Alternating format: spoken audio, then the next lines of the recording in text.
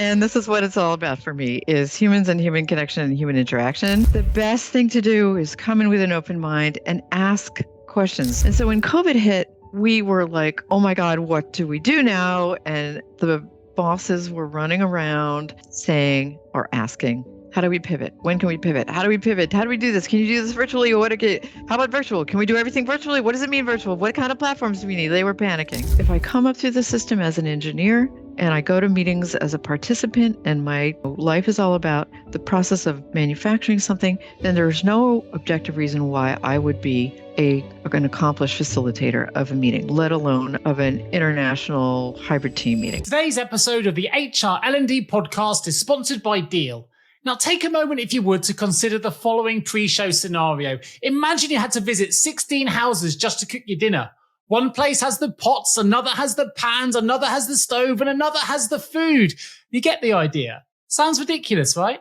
Well, the reality is most global businesses operate exactly the same way, using 16 different tools and platforms to hire, manage, and pay their workforce. But now there's one platform that does it all, and that's today's sponsor. That's Deel.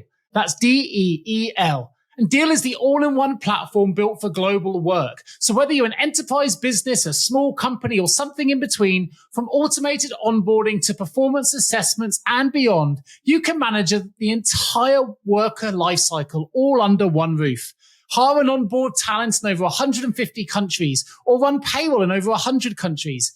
Even offer competitive benefits, equity, and equipment. With Deel's industry-leading suite of HR tools, payroll solutions, and compliance services, you can scale globally with unmatched speed and expertise. So are you ready to transform your global HR system?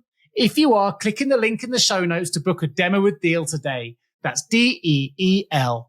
Welcome to the HR L&D Podcast, where we explore cutting-edge HR trends and best practices with top leaders who are shaping the future of work.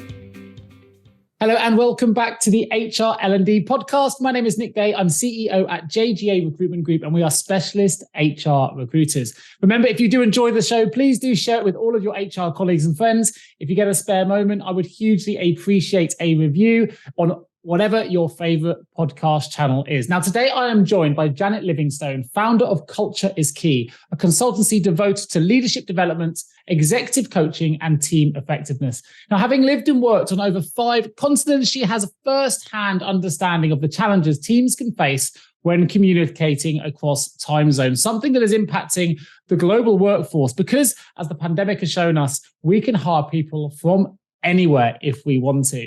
Now, Janet possesses extensive experience in helping leaders and teams take ownership of their own development through intentional work and human connections in the workplace. And as a multilingual expert on intercultural competence, I've invited Janet today to join me on the HR L&D Podcast to share her lived experience to demonstrate exactly how leaders can expand dialogue and build trust within hybrid and international teams, both in established companies and startups.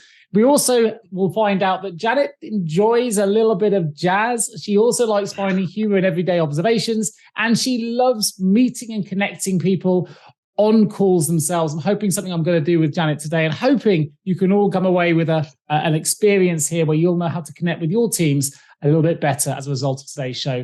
So without further ado, welcome Janet Livingstone to the HR L&D Podcast. How are you feeling today? I'm great, Nick. So nice to be here. Thank you for inviting me. So nice to have you. I'm going to start with my first question. It's the same question I ask all of my guests, which is this: what do the words human resources mean to you? Humans, and this is what it's all about for me, is humans and human connection and human interaction. The resources bit, you can choose it depending on your mood in the day. You can choose and say, oh, well, the word resources is dehumanizing.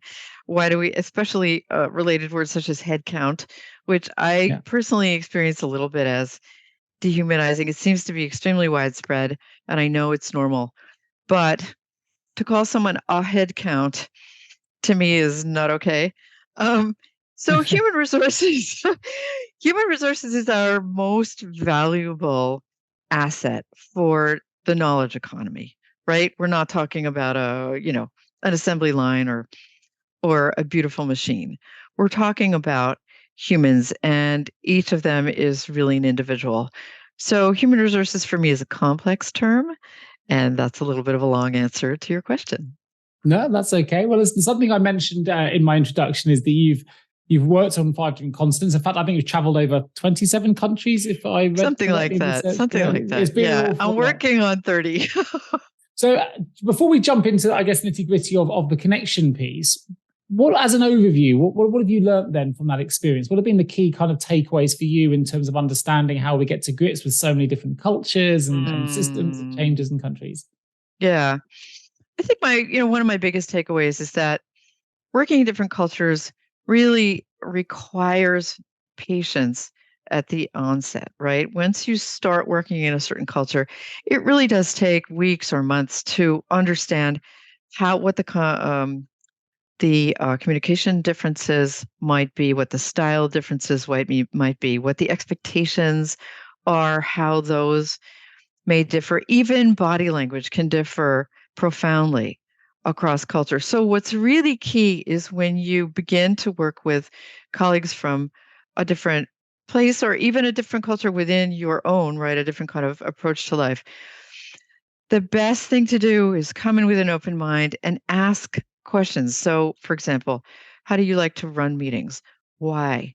When you say this, if somebody keeps saying, well, let us do X, so I will ask, well, when you say let us do X, do you mean we should do it as a team, or do you mean you would like me to do it? Do you really mean please do X? And that's fine with me, but I need to be clear, right? So clarifying language differences and intentionally going at the culture difference with curiosity and figuring it out together so that you don't have misunderstandings, there isn't tension that brews, and that, the other side feels heard and they see your curiosity about their culture and they may feel really gratified by that. Most people I know, for example, whose language I have studied or not studied, but I'm still attempting to speak, they are really surprised and they're very pleased because it shows that you care and that you're interested. So I have to ask the question. You've led me there. And I know you're multilingual. What are the languages you've managed to master so far? So I started very early as a 7-year-old child studying French. My mother was a big Francophile. And then through school, in the US, it's very typical for us to study Spanish, clearly. And then, so I got to college and I added Italian because that was very close to Spanish. Then I got thoroughly confused between Spanish and Italian and dropped Spanish for Russian. I took up Russian for no good reason other than my family said, hey, these are your roots. You should learn this. This is the language of the future. So French, Spanish, Italian, Russian, and then in the early 90s, I finished grad school when the revolutions were happening in Eastern Europe, and I ended up coming to former Czechoslovakia because of an incredible coincidence of factors, just sort of this convergence, and I was at the right place at the right time. I ended up in former Czechoslovakia, so I learned Slovak, not Czech, because I lived in the Slovak part where I am now. I'm sitting today in Bratislava, which is the capital of Slovakia. Yeah. The Slavic languages are a family. So once you learn one, if you learn it formally and you learn the grammar, you can quite easily figure out some of the other ones. So I can understand a lot of Czech. I can sort of talk to a Polish cab driver if I really need to. And so that's 2.5 Slavic languages. I've studied German on and off without too much success. So I speak rather poor German, but I understand the Netflix series pretty well. Yeah. And then I studied Japanese once, and I was like, wow. Japanese is so cool, but I didn't get far because it was tough. You must have an affinity for languages. Very impressive. Something that I've not been able to master, sadly. So it's great to have an expert on the show who does. You mentioned the importance of curiosity, the importance of conversation, being heard. I would argue that a lot of dissatisfaction in work stems from poor communication. Often when people fall out, whether you're at home or whether you're in work, it's usually because the communication is broken down, and that's kind of well-known phrase. Someone's interpreted something incorrectly, whatever. If we think about from an HR perspective, with the HR people that listen to the show, many of them will be managing workforces who may be feeling disconnected or dissatisfied at work. Why are they feeling that way, and what can they do to try and improve the situation from a communication perspective? Interesting question. Why do people feel disconnected at work? So the first answer that comes to my mind is that our tendency is still to focus only on results, operations, and individual actions. And so this is a really kind of, focus on the thing. What have you done? What's the status? Show me the spreadsheet. Where are we going? What's the timing, right? And none of that takes into account who is working on the project. And that person who's working on the project, depending on where they come from and what role they occupy, what role they have, they may have a different approach to, managing a process from their leader or from their peers. And I find that leaders and, team folks, anybody, even mid-level managers especially, people who have to run meetings on a regular basis, they tend to forget about the human side. So they forget to do icebreakers because they're under pressure and they need to know what's happening. How are we doing? Right? They forget that people go through stuff in their life. So I have a story here, Nick. Here's a story. So I work a lot with a major airplane manufacturer. So you might guess what that is, which one that is. And when COVID hit, so we had a team of about 12 people, and that team develops and puts on leadership development programming for airline customers. Okay. And those were happening 90% in person. And so when COVID hit, we were like, oh my God, what do we do now? And the bosses were running around saying or asking, how do we pivot? When can we pivot? How do we pivot? How do we do this? Can you do this virtually? How about virtual? Can we do everything virtually? What does it mean virtual? What kind of platforms do we need? They were panicking, right? And it was all about, how do we act? What do we do, right? How do we change? And, yes, of course, but they forgot that we were all freaking out emotionally. Like most of my team was saying, oh my God, are we going to lose our jobs? Right? And nobody was addressing that. And so finally, after about 2.5 months of all this, can we pivot? Can we do virtual? Blah, blah. I said, hey, what if we had a meeting to actually talk about what we're experiencing here on, it's a pandemic. What about if we actually take a moment to process what's happening to us? Talk to each other. How are you doing? What does your living situation look like? What are you doing to entertain yourself? How are you dealing with working at home? Do you have enough space? And the reception for that idea was, what do you want to do again? What's the purpose of this meeting? And I said, actually, I would think we should have a series of meetings.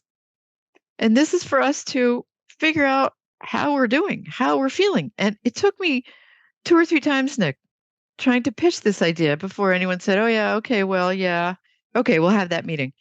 And it made all the difference. People were finally able to be a little bit vulnerable and say, like, this is really hard. Like, I've never been stuck in the house with my children and my spouse 24/7 before. I don't know how to balance all this stuff. I don't know what to do when my dog walks by and I'm online, with somebody way high up. But bigger things to consider. Maybe a loved one is vulnerable. Maybe someone has COVID at that time when people were fearful of it, and you had a vulnerable adult or a vulnerable grandparent, and you've got those kind of traumas going on in the background as well. I thought it was interesting you mentioned that everyone's got something going on, and everyone has something going on. I don't mind bringing onto the show that my dad right now has terminal cancer, right? And there'll be other people that listen to the show that are in the same boat. But there's a part of us that has to carry on. There's a part of us where you compartmentalize, but it's still there in the background. And that might show up in my work from time to time. Yeah. There may be times where you can't control it, but knowing that and people feeling heard can make all the difference. We often look at the pandemic, or it's very easy to look at the pandemic, particularly if you have lost someone, and we understand it was a terrible thing for many who did lose loved ones. But there are positives in all terrible situations as well, if we were willing to look for them and find them, whether it's the rapid transformation of technology and the way that that's been taken up, whether it's been new opportunities coming through, whether it's the hybrid way of working or the borderless workforce, I argue we now have. From your perspective in the cross-cultural work that you do, what have been the positives or I guess that's the right word, the positives that you found post-pandemic in the way that the people are now communicating? I feel like people have been set free and you can feel it. People are able to plan. We're able to look forward. And so that gives a certain amount of energy. Cross-culturally, that's an interesting question. I mean, I think it's common to all of us on the planet that we are incredibly relieved that this thing is over, or at least it appears to be over. Cross-culturally, what it's meant for us is that we have hope of meeting in person. The team in India has hope of coming to Seattle or coming to New York and actually meeting. The team in China has hope for the people in the US to come over and help implement that program and help roll it out and be there to meet the customers. That it enables a kind of sharing, right? It also gives us an opportunity to understand each other better because, as we all know, online stuff really can challenge our brains. It makes us tired because we don't get the full clues, right? We don't get all the clues that our brains need. So the end of COVID and being able to meet in person also lubricates the conversations about cultural differences. And those differences are important. For example, I work with Asian cultures, with China and India, and I probably will be working with some Southeast Asian countries in the future. And so it's been a huge learning process, especially in terms of how the approach to authority and hierarchy works, right? Because the Chinese are, and I'm generalizing here, but for the generations sort of over 25, authority is everything. The chairman at the airline decides. He decides, and it's always a he. He decides everything, and he will probably decide it at the last minute. And everybody jumps. They wait for instructions, and they're jumping.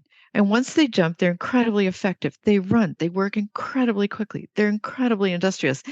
I feel like we're a bunch of slow, bumbling people over here in the US. I'm not in the US, but right? We feel slow as a result. But the other difference is that they want the instructions. They don't feel empowered to solve problems themselves necessarily, depending on their level and depending on what the task is. If you take India, there's also great respect for authority in India, or for, the chain of command, right? Well, and my India regional director tells me this all the time. Let me talk to the director. You don't talk to the director directly. And for me as an American, that's tough. I want to tell him, hey, I've known the director for 7 years. You just came in. I'm going to talk to him when I need to, So being in person helps to smooth that. It helps to discuss it in person when you can really show the respect also in your eyes. You can shake hands warmly. You can touch them on the shoulder if it's acceptable culturally, right? Like, you have way more options. The online is okay. It allows us to formulate or to develop relationships across borders, but we can cement those relationships in person. So what's your experience is living in across 5 different continents? I don't know. It'd be great to understand where those locations were. But what were the main challenges that you've had to overcome to adjust yourself, and that you could then maybe help others if they're going through a similar transition to prepare them for maybe a similar move? Great question. Okay, so I've lived in former Czechoslovakia as one country, and then when they divided, I lived in both parts, Slovakia and the Czech Republic. I studied in Russia. I've lived in Zambia, doing a completely different kind of work. I worked for a large nonprofit that did global health. I have lived in Canada. I've worked as a consultant in Latin America, in former Soviet Georgia. I say that just because I come from the US, where there's also a Georgia. Madagascar, Côte d'Ivoire. Sure. My first thing is similar to what I started with, and that is, when you have to travel somewhere, when you're moving somewhere, when you're working with someone from another culture, you need to intentionally help yourself be patient and give it time. We don't know what we don't know. It will take weeks or months to figure out all the stuff we don't know. And it doesn't matter which culture you're coming from and going to. We don't know. And so there's a certain amount of tolerance for oneself, right? Oh, I didn't know that. I'm not an idiot. It's just that I've never lived here. And a kind of tolerance for the folks that we come into contact with.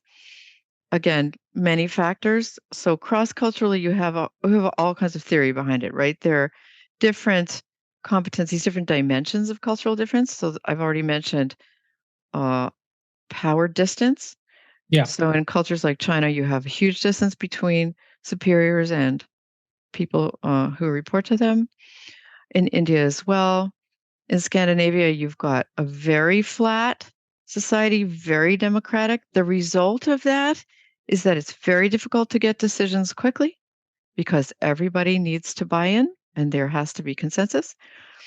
There are different approaches to time, right? Oh, the deadline is here. Well, I can't make that deadline, so I'm not going to give it to you for another week.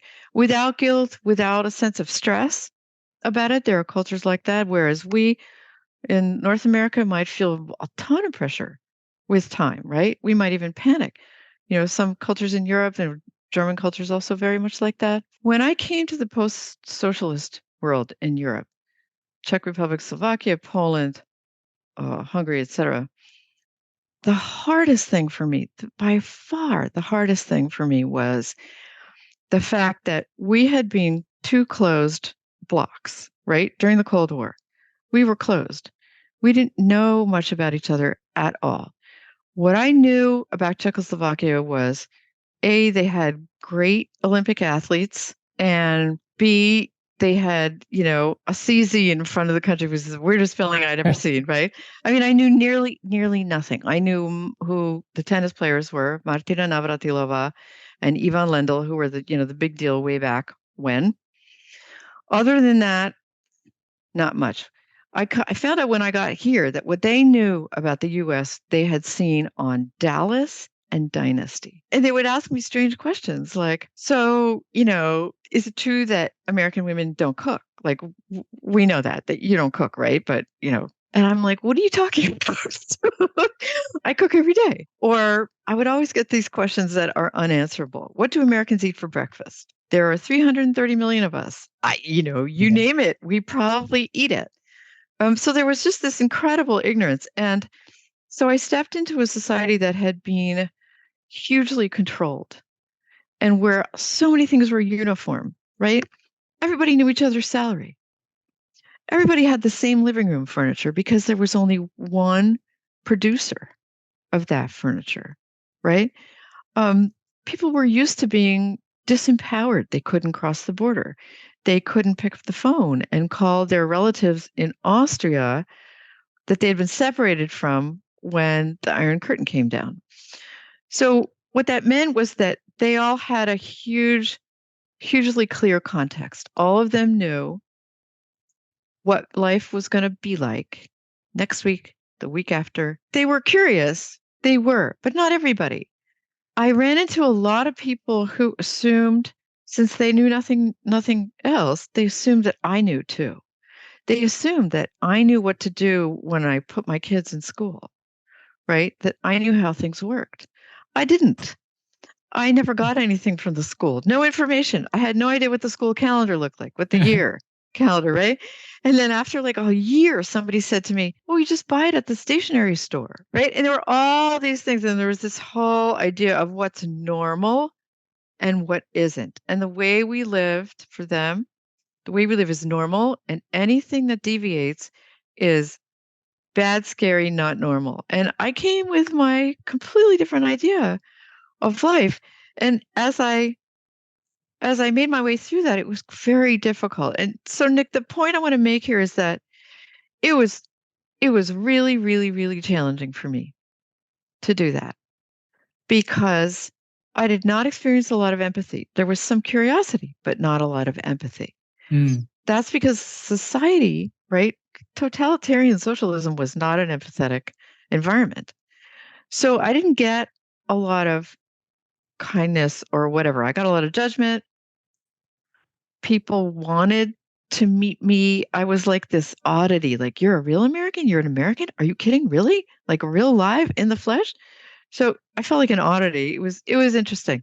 It got way better. Now I'd like to settle here. You know, Wow. I'd like And to. that's full circle, right? That's Yeah, it's full circle. It's full circle because it takes some time for them to get over your strangeness and for you to get over their expectations and sure. uniformity, and also to grasp the language enough to understand how to express the subtleties and ask the right kinds of questions. So, I went through that here. Africa was something completely different again. For example, just the power of nature was a huge shock, right? For someone who comes from the States where we think we can control everything as long as Yeah. we have enough power, enough money, you can't control the hornet's nest that's in your backyard. Hello, HR and people leaders. Are you exhausted of the war for talent cliche? The problem is when we hear a cliche, it usually exists for a reason. However, we think it's time for a fresh approach to the talent crisis. That's because at JGA Recruitment, we understand the real challenges you face in sourcing phenomenal HR and people candidates. And guess what? We think we have the solution. Our team is on a mission to revolutionize your hiring process. That's because we're not just recruiters. We're strategic partners dedicated to finding HR and people professionals who align perfectly with your company's vision and goals. So let's break the cycle of frustration together. Partner your talent acquisition strategies with JGA Recruitment and experience the difference in service, excellence, and results. No longer do you need to suffer the costs associated with a poor hire, because with over 100 five-star Google reviews and already trusted by many of the world's leading brands, why don't you take action today? Contact us at jgarecruitment.com to discover how we can help transform your HR and people teams. And here's a bonus. When you visit us, you can sign up for our weekly HR newsletter that's packed with invaluable industry insights and more. Let's revolutionize your HR talent acquisition strategies together and make the war for talent a cry from the past. Visit jjrecruitment.com to find out more. Right. You can't control it when you drive down the highway and there's an elephant standing on the side and you get a flat tire. Right? So not to walk through the world with the assumption that is a good way to start. Sure. I like that. Be open-minded to everything. Yeah. And if you don't know, be curious. I mean, these are, I know you're trained as an executive coach like I am, right? These are tools of the trade that we use, but it's important to stay curious and open-minded. I mentioned in my introduction, I know something you're particularly passionate about is getting people at meetings to connect with each other. It sounds like it's something you do very well. You've had to do it from standing starts in places that we just highlighted there that have been troublesome, right? And now actually from a place of difficulty, you've ended up being somewhere that you want to be. And that was that 360 movement that we've changed. So tell me a little bit about that. How do you, if I'm an HR leader here and I've got disparate groups, or even if I don't, I just want to improve communication, what's the best way to get people to do that at meetings? Or what have you done that's helped? If you're an HR leader or any kind of leader, the first thing that's absolutely crucial is to polish your facilitation skills, or if you don't feel comfortable facilitating, then get some training, right? Facilitation is not just something we all do naturally. No judgment here. If I come up through the system as an engineer and I go to meetings as a participant and my, life is all about the process of manufacturing something, then there's no objective reason why I would be an accomplished facilitator of a meeting, let alone of an international hybrid team meeting, right? So get some skills. That being said, if you have a global team and you have to meet online, a great way to begin is not necessarily with a classic icebreaker, but I prefer to get some prompts, right? Find some open-ended questions that will encourage people, if you put them in breakouts in pairs, that will encourage them to get to know each other on a more human level fairly quickly. You can do this fairly efficiently if you choose open-ended questions that are safe enough, right? You don't want to Sure. put people on the spot, especially if you have huge cultural differences. Like, if you're going to meet in a group and you have a bunch of Americans and Spaniards and, Thai people and Australians, you're going to have some people who jump in all the time and talk, and you're going to have people who don't talk at all, even if you ask them to. So you don't want to get into that situation because it's difficult to back out. So, one of my suggestions is pair people up, find a prompt. I just used, for example, at a meeting which was focused on DEI, which tends to be, it can be an unsafe topic, right? Diversity and inclusion. Sometimes people get their hackles up. So I came up with a prompt, and it was, I am currently striving for, right? Very simple, very open. And I was blown away by what some of the answers were. The 3 top leaders, all men in the group, came back and reported that they were seeking balance, right? And that's unusual for a leader to say unless they feel like they can be a little bit vulnerable. And the balance was mostly about work versus family post-COVID, right? Because they were all feeling stressed. It's definitely an epidemic problem at the minute for leaders, for everybody, to be honest. That balance is important. What I do think is nice to hear you give that live example, because I think post-pandemic, there's been a cultural shift in terms of vulnerability as well. And I do think because everyone felt vulnerable in the pandemic because of what they were going through, whether they were worried about getting it, way of working, people affected, that I like to think now that one of the benefits has been that men feel more open about being vulnerable. And I think that's one of the, well, hopefully everyone is, but I think it's historically, to be gender specific, men have struggled with that. And I know I'm generalizing, but I think I've seen more vulnerability in the workplace as a result. And I think that's a real positive outcome. It's a really good thing. I mean, do you feel more comfortable in your workplace now? Yeah, listen, I think I've always been pretty open and I've never been afraid to be vulnerable, right? I'll cry in front of a movie. My wife will be fine. I'll be next to her in sobs of tears watching things. I'm quite an emotional guy anyway. And I think I've known that from quite a young age. So I've always been quite open with my feelings. Sometimes it's not always potentially a good thing.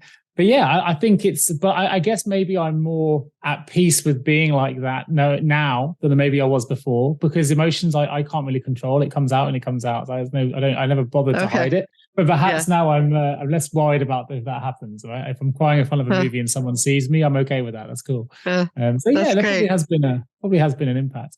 I've got you smiling now. I have to ask as well to change the narrative slightly.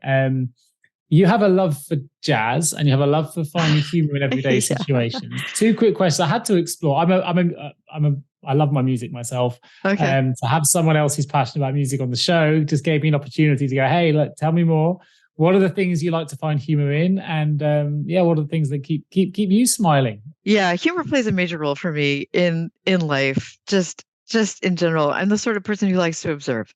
And a lot of stand-up comedy is based on observations of normal human life, right? Sure.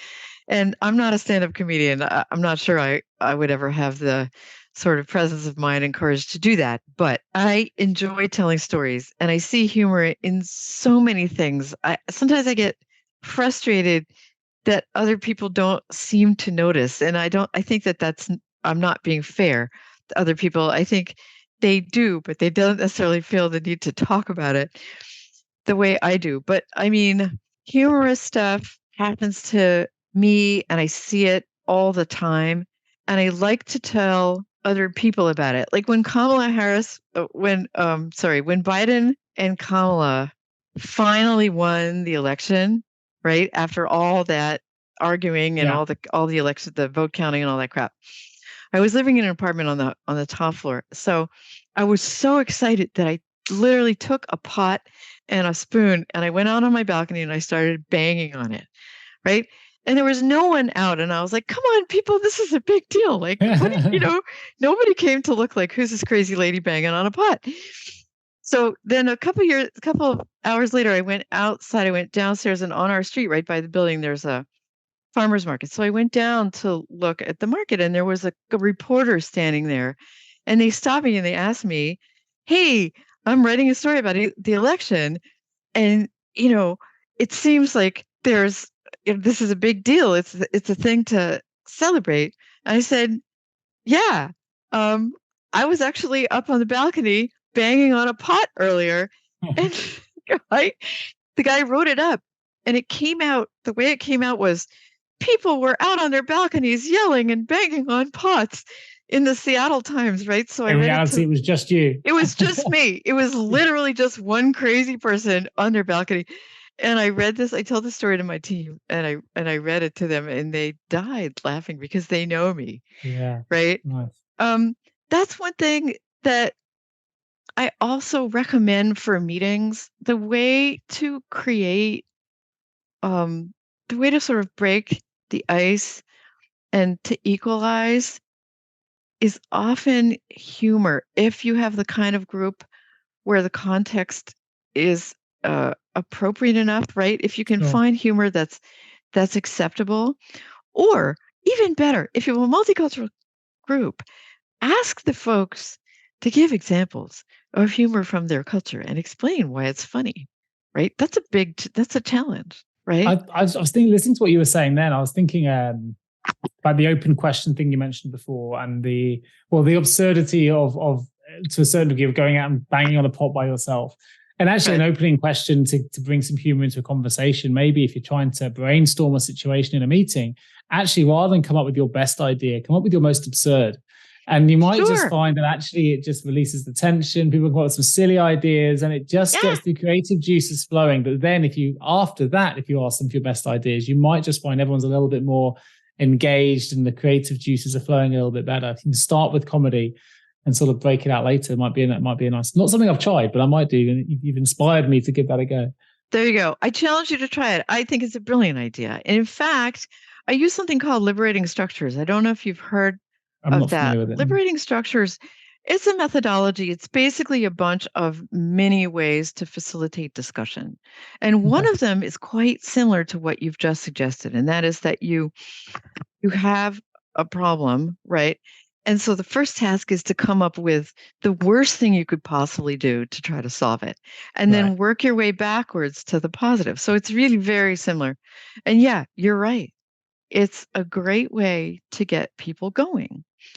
And there are lots of other things you can do. It's a matter of investing a little bit of time and effort in finding out ways to start your meetings or run your meetings just a little bit differently, right? Actually, it links nicely to the work that you do. So you obviously, your business is called Culture is Key, and there will be a link in the show notes for those that want to find out more, and various other links, which I'll take them to. It's obviously a global consulting firm, which is obviously you're very global in yourself, and it's a coaching practice. It's multifaceted. It draws on a variety of disciplines, tools, experience.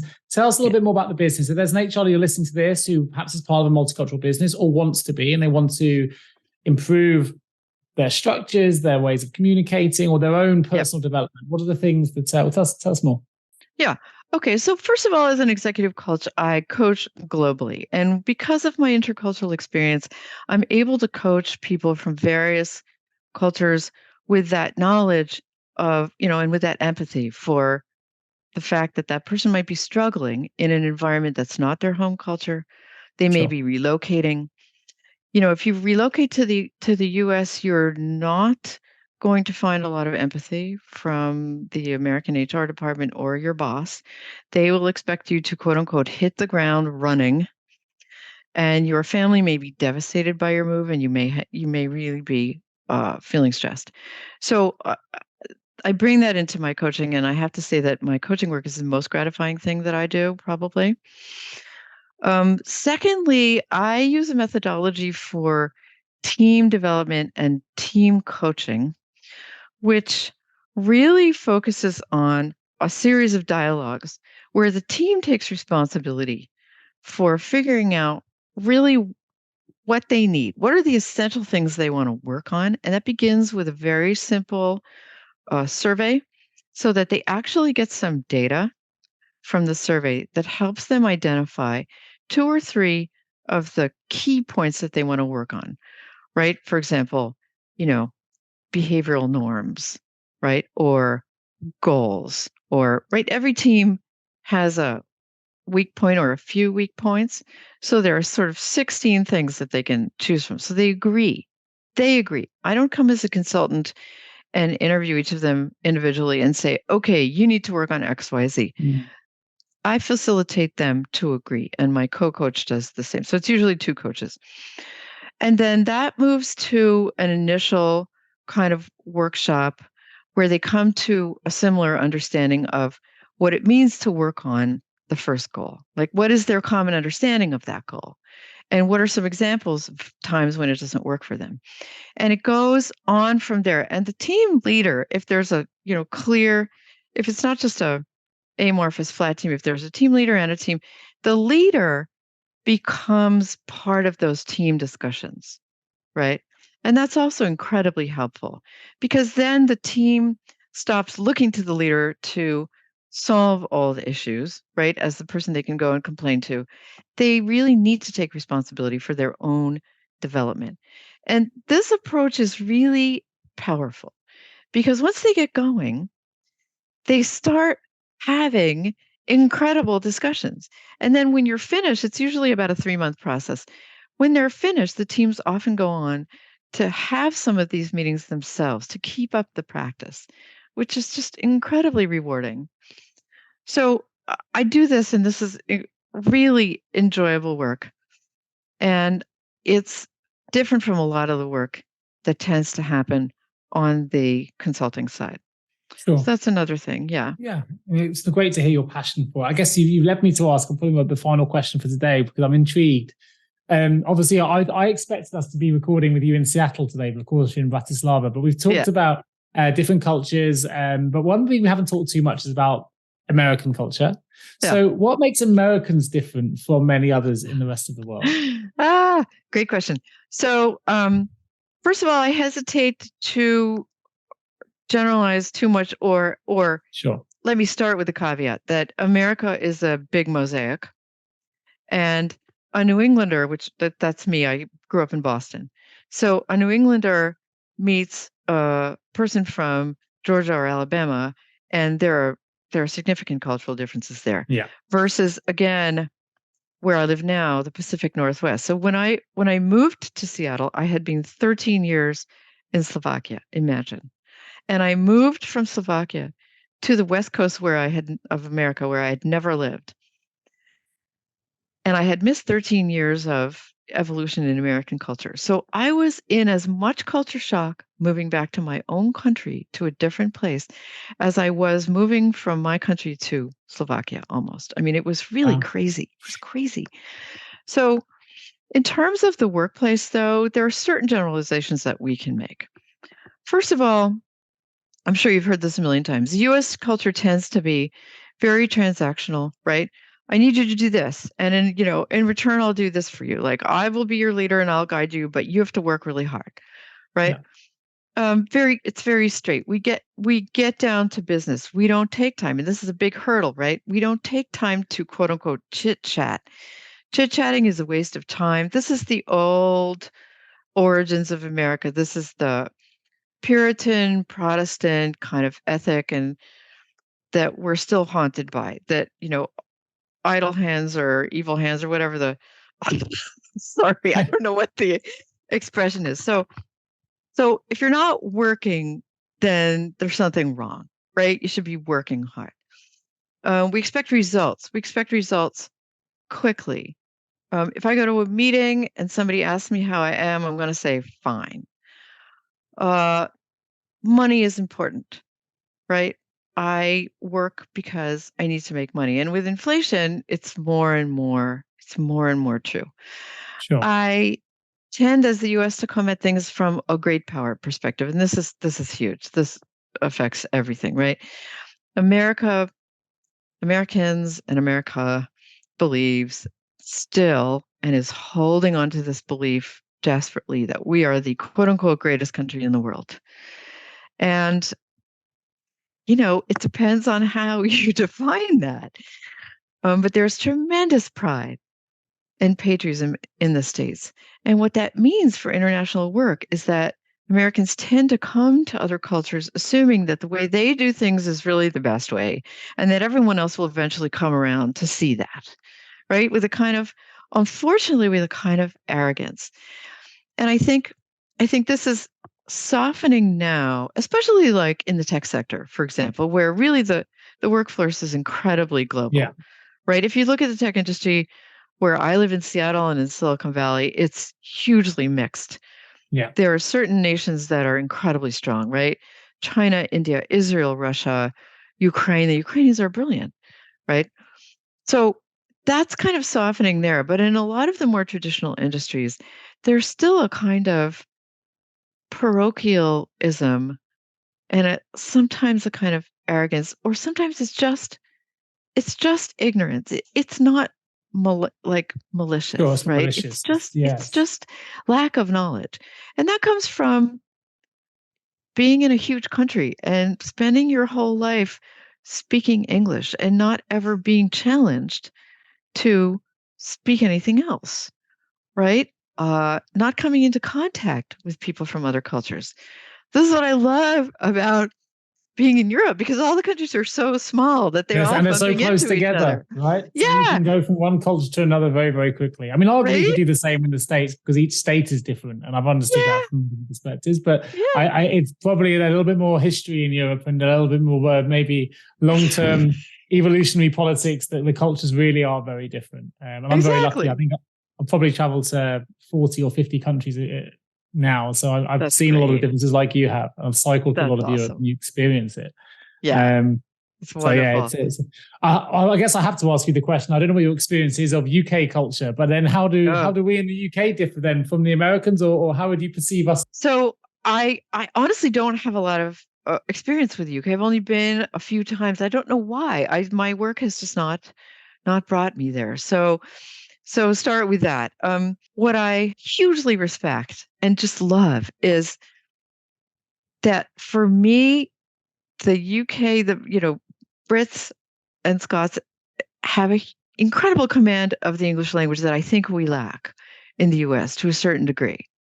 There's just something about it for me that's just yummy and wonderful, and I'm inspired by it. So that's one thing. The second thing is that I remember being with a Slovak friend of mine in London for a conference, and we were struck by the low context communication culture. So high context is where people don't need to explain things to each other very much, and they kind of don't, feel like they have to go into too much detail because they share a kind of strong cultural context, so they know what the other one is thinking, probably. But in the US and in the UK, we like to give a lot of explanation and instructions and be really clear. And so I remember being in London, and like on the wall, like on a, I don't know, on a 3-foot stone wall, there was a sign: "Don't sit on the wall because you might fall off and hurt yourself." Or, you know, "Don't open the window because there's a danger of X." And all over the building where we were, and this was a public building, We there always were have it all for these good. signs, Yeah, you know, yeah.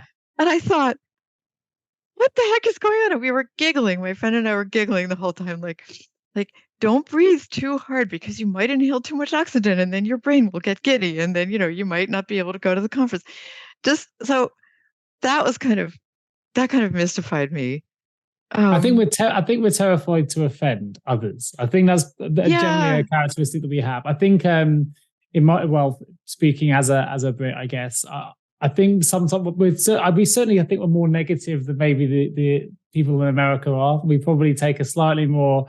I love the positivity that comes from people that I deal with in the States and in uh-huh. the UK. Maybe we're a little bit more pragmatic, or a little bit. I don't know if that's the right word, but maybe we're a little bit more doomsday, perhaps. I don't know. It's something that I love the positivity that comes back. But I love the sense of irony and yeah, sarcastic humor. I love it. I think it's very developed in the UK, and to me, in the States, we could use a little more of that. I think we get very serious and very like everything is, oh, that's good. Oh, that's bad. Oh, I can't do that now. We're very intense. And so I like that kind of, hey, life is not always black and white. It's gray, and it's okay to be ironic. If irony and humor is a kind of, it's a valve, right? It helps us yeah, deal for with sure. stress. So, yeah. And then there was one other thing. What was I going to say? Oh, so the other thing, and this is a huge topic, and obviously we won't have time to talk about it, but I to some degree, perceive the UK going through a pretty intense evolution of having lost the status of empire, right? In politics and geopolitics and foreign affairs, that there's a lot of things happening. Brexit was a big symptom and is for me a real shame, because the results are tough for the UK. So I think that that's going to change British society, that kind of evolution. Like, people feel like or want to feel like or have the memory of being a great power, but the actual power is diminishing, and that can be tough. There's certainly a lot of, I don't want to sort of take it down a political angle too much for those that listen, but there's certainly a lot of disillusionment, shall we say. And I think that comes through with whether it's the last government or the government before, the Brexit decision, or how we handled the pandemic, or decisions made more recently. I think there's a lot of disillusionment and there's a lack of trust now. And I think that we need to be conscious of how that manifests itself later, because often when there's lack of trust or disillusionment, it can lead to some quite binary views. And I think sometimes that's dangerous. But they were definitely on a precipice of change. As an American, I cannot be critical on that score, right? Because we're going through political insanity right now. So that's all I want to say. Right. That's similarities for sure. So, I know these are subjects we could probably chat about for hours. It's been a really, really good conversation. Thank you ever so much for joining me today on the podcast. For people that want to find out more though about you or about Culture is Key, where can I direct them? Yes, they can go to my website, cultureiskey.coach. That's coach as in COACH. Yep. They can write to me on email at janet@cultureiskey.coach. I'm on LinkedIn. I'm easy to find. Super. And I've got a Facebook link here for you as well. So if anyone is interested in finding out more, rest assured, all of those links that Janet's just mentioned there, particularly the cultureiskey.coach, they will be available in the show notes. So just click through to the show notes of this episode and you can find out more, or you can link in with Janet, or you can find her on Facebook and reach out by email to find out more. And of course, if you're an HR or L&D leader listening to the show and you need support with an HR related vacancy, well, anywhere in Europe or the US, JGA, my team here, can support you. So please do reach out to me or my team at www.jgarecruitment.com. Just need to say one more huge thank you to Janet Livingstone for joining me today on the HR L&D podcast. It's been a pleasure. I've thoroughly enjoyed the conversation and I think we could probably talk for hours. So thank you ever so much for joining me today. Thank you, Nick. It's been a huge pleasure. Today's episode of the HR L&D podcast is sponsored by Deel, the all-in-one global people platform that simplifies how you manage the entire global team lifecycle. From contractors, direct employees, EOR, and more, you can manage them all in one place with Deel. Hire and onboard talent in over 150 countries in minutes, or run payroll in over 100 countries with just one click. Offer competitive benefits, equipment, and equity from a single dashboard. Even customize career roadmaps, performance assessments, and more for your team through Deel's suite of AI-powered learning and development tools.